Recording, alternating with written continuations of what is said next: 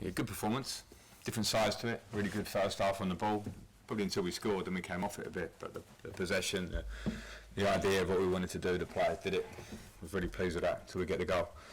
And then second half, I think Brentford do what they do, very good at it. They can pin you back, they can stick balls in your box.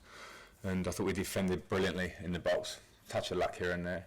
The frustration of conceding late hits you, but probably the realisation that you go, okay, it's a point away from home at a club that just beat Man United 4-0 here 2 weeks ago. You know, so I was really pleased. You know, we're playing in conditions that, you know, we're trying to find a way at the top end of the pitch, and we know we're improving that. We've brought Neal in, Dominic's back next week. We're looking to improve even more because other teams have more options than us in that area. But in terms of the spirit of the team today and some of the play and our midfield players and the boys at the back defending the box, I thought there was a lot of positives for us. What do you think of Anthony's goal? I mean, it showed some real quality there. The anticipation in the first place to start that run, and then obviously to bring under his control and finish. I mean, yeah, it's what I wanted from Anthony and Damari today, was to run in between defenders, centre backs and full backs. And they did it, and Anthony made a great run, great timing, great pass, and I thought his composure was great. I think that's the next step for Anthony in terms of in front of goal. We work and talk about it a lot, and he showed great composure, how he waited, had another touch, and then finishes. So delighted for him. I thought his all-round performance was great. There's pressure on him, it's normal. He's a boy a lot of people are talking about. I thought we handled it brilliantly. The goal came from Coady over the top, and we saw in the early stages as well, for James Tarkowski making passing in space a lot with goals. Was that a tactic? Was it trying to run at Brentford and get behind the lines, and that's why you didn't start with Rondon? Yeah, it was.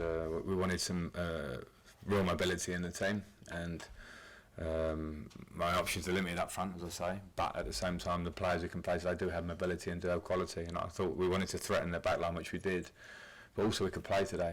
We used Amadou, we used Alex in midfield. We got the wing backs into the game. We had a nice dropped off. Connor was in control. So our worst moments in the first half were probably counter-attacks from our own corners, which is a disappointing sideshow. So other than that, there were a lot of positives, and we'll get better because, you know, as I say, once we now have Neal in and Dominic coming back, we will get better because it will just firm us up at the top end of the pitch. But there's other parts of the team that I'm really pleased with how we're moving. Have we got as many points as we probably wanted and deserved? I don't think so. But is today a good earned point, a hard earned point? Yeah.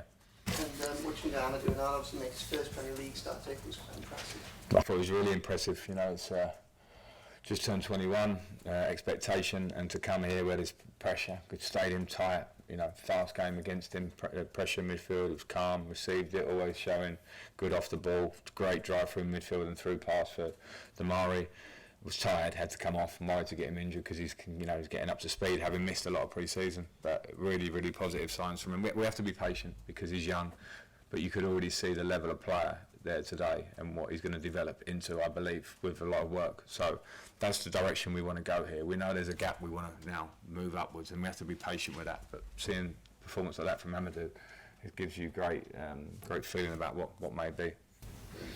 Did you have to think twice about taking him off? Yeah, I would have kept him on. You know, he came to me at half time saying he felt he had another 25 minutes in him, was trying to extend that through the game. But you know, so I've got my staff and me here because I'm thinking about today. We also have to think about Tuesday and the game's coming up, and I just understand that his fitness levels are not where they're going to be naturally. So it was so impressive today. Yeah, I wanted to keep him on.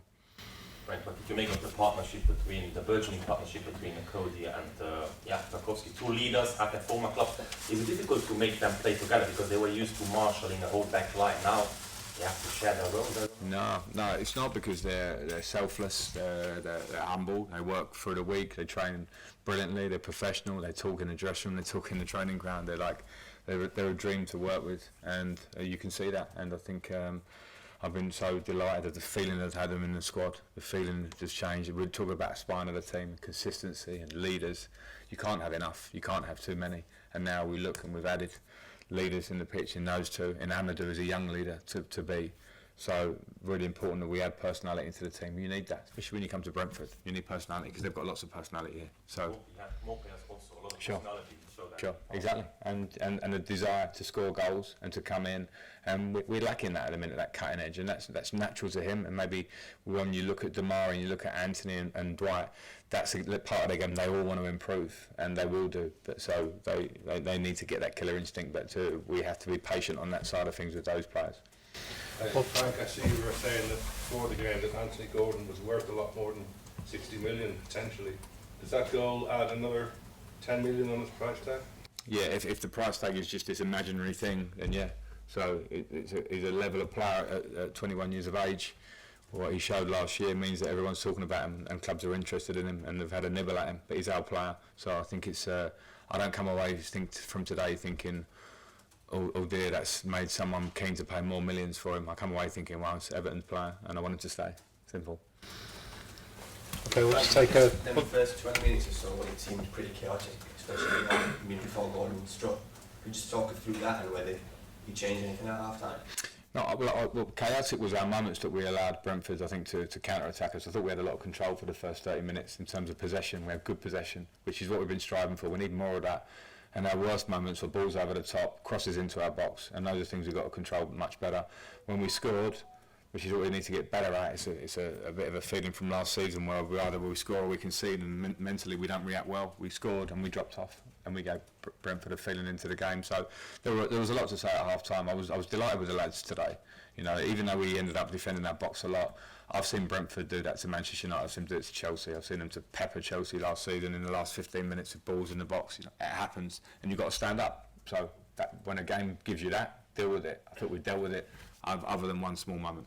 And in the dressing room, was there a sense of frustration maybe afterwards? And Yeah. Tough game to hit, like, could you Yeah. have seen the 3 points? Yeah, maybe. But with my reflection, it's easy to say, yeah, I'm frustrated because they scored with 6 minutes. Sure, Thomas is coming in saying we hit the woodwork 2 or 3 times and had our opportunities. I don't have to try and change the story, because when Brentford do that to you, they will create chances. They're powerful in the box. So I'm pleased with the point.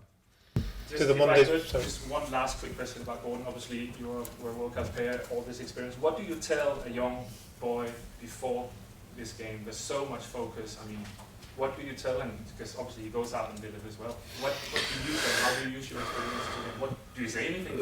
No, I speak every day with Anthony at the moment, because I understand that this is a difficult moment for him, because it brings a lot of attention, and we just expect young people to just handle it, and it's not simple, because they have their phones, they have everyone around them telling them different things. Some things I'll like, some things I won't like. So it's important for me to be the manager and coach that should be expected to support players no matter what happens, whilst and is an Everton player. And I see him being an Everton player for a long time. I see his career as an England player going for a long time.